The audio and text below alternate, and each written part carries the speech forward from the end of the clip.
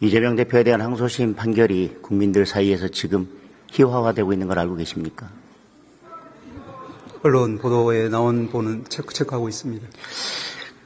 그렇다면 법리적 논리적으로 국민들이 납득하기 어렵다는 뜻일 텐데요.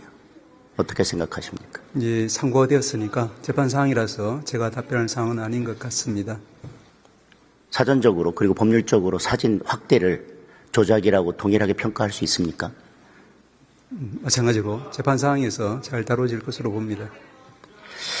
작년 10월 31일 선고된 2023도 16586 판결의 취지를 보면 어떤 표현이 허위사실 공표에 해당하는지 여부는 일반 선거인이 그 표현을 통하여 접하는 통상의 방식을 전제로 그 표현의 전체적인 취지와의 연관하에서 표현의 객관적 내용, 사용된 어휘의 통상적인 의미, 문구의 연결 방법 등을 종합적으로 고려하여 그 표현이 선거인에게 주는 전체적인 인상을 기준으로 판단해야 된다라고 판시하고 있습니다.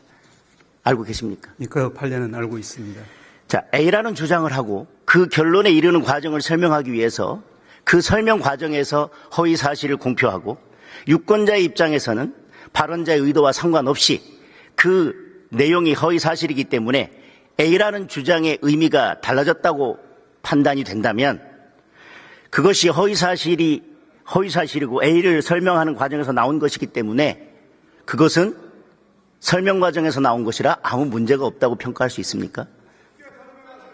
의원님의 말씀 취지는 잘 알겠습니다만은 구체적인 사정과 맥락에 따라서 여러 가지 평가가 가능하기 때문에 거기에 대해서 유권자는 그 발언 때문에 전체적으로 그 발언의 취지가 허위라고 판단을 하는데 그 내용을 빼고 그것은 설명하는 과정에서 나온 것이기 때문에 아무런 문제가 없다고 평가해도 되느냐고 물었습니다. 네, 제가 여기서 구체적인 내막을 모르고 또 맥락을 모르고 답변할 사항은 아닌 것 같습니다. 백현동 사건의 핵심은 옹벽 아파트 인허가 과정에서 특혜가 있었는지 여부입니다.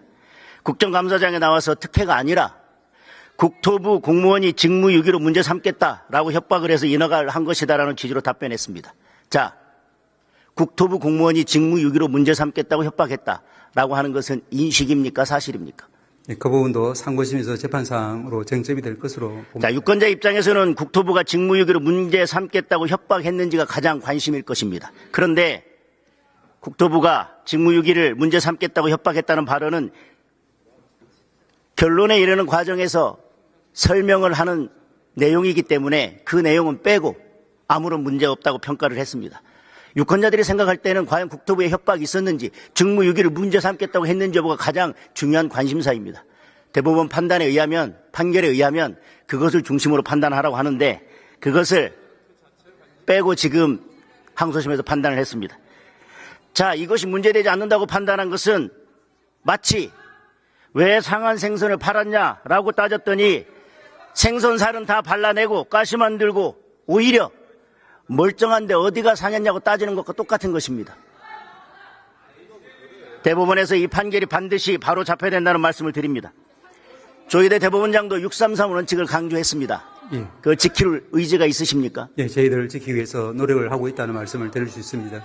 1심에서 유죄가 났고요. 항소심에서 전부 무죄가 났습니다. 따라서 대법원에서 유죄 취지로 파기가 된다 하더라도 항소심에서는 양형을 정한 바가 없기 때문에 대법원에서 사실상 파기 재판하는 건 쉽지 않을 것입니다. 통상적인 관례에 의하면. 맞습니까?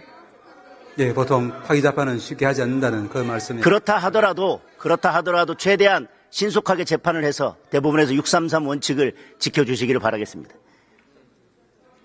예, 상고심에서 잘 판단할 것으로 믿습니다.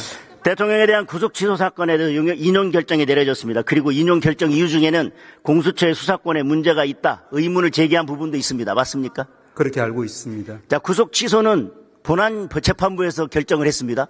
따라서 이 구속 취소를 한 본안 재판부에서 내란죄에 대한 본안 재판도 할 것입니다. 맞습니까?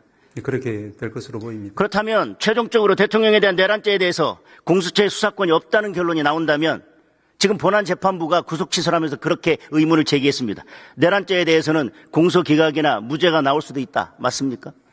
재판 사항이라서 제가 그 부분에 대해서는 구체적인 언급하기는 적절치는 않습니다. 자, 이 부분에 대해서 행정처장은 작년 12월 9일 법제사법위원회 출석에서 일단 공수처가 신청한 영장은 발부해 주는 것이 맞지 않느냐라는 정청래 위원장의 질의에 대해서 이렇게 답변하셨습니다. 아시다시피 비상계엄이나 내란죄 위반하는 것이 지금 국가적으로 중대한 사안으로 된 상황에서 군 검찰을 포함해서 검찰, 공수처, 경찰이 서로 수사권을 주장하는 이런 비정상적인 상황이 계속되고 있는 부분을 저희들로서도 굉장히 안타깝게 생각을 합니다. 그런데 이것이 수사에 그치는 것이 아니라 종국적으로는 공소 제기의 절차적 적법성이나 또 증거 능력 문제로까지 이어지기 때문에 저희 사법부로서도 아주 중요한 문제로 생각하고 있습니다라고 답변한 적이 있습니다. 맞습니까? 예. 이미 12월 9일에 행정처장은 지금 공수처의 수사권이 문제가 있을 수 있다는 부분을 지적했습니다. 자, 최종적으로 내란죄에 대한 공수처의 수사권이 없다라는 것이 확정이 된다면 결과적으로는 대통령의 체포 구속은 불법 구금이 되는 것입니까? 그 부분은 재판 사항으로 본안 판단을 통해서 잘 이루어질 것으로 생각합니다. 자, 공수처의 수사권이 없다면 수사권이 없는 기관에서 수사를 한 것이고 체포 구속을 한 것입니다. 불법 구금 아닙니까? 역시 재판 사항이라서 답변하기는 자, 그렇다면 대통령은 결과적으로 불법 구금된 상태에서 탄핵 심판을 받은 셈이 되는 것입니다. 맞습니까? 의원님 말씀 취지는 알겠지만 역시 재판 사항인 것 같습니다. 자, 일반적으로 형사재판에서 불법 구금 상태에서 재판이 진행되면 그 재판의 효력은 어떻게 됩니까? 뭐 거기에 대해서는 이제 여러 가지 이제 증거 능력 문제라든지 또 공소 제기 절차의 적법성 문제라든지 이런 부분들이 일반적으로는 문제는 될 수는 있겠습니다. 자, 수사권도 없는 수사기관이 불법 구금 상태에서 수집한 증거의 증거 능력은 어떻게 됩니까? 예, 그 부분에 대해서도 동일한 말씀을 드릴 수 있을 것 같습니다.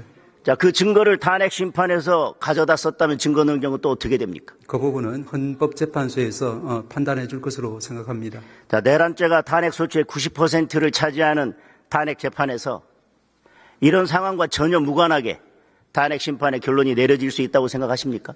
예, 헌법재판소의 재판 사항에 대해서 제가 말씀드릴 위치에 있지 않습니다. 예, 들어가셔도 좋습니다.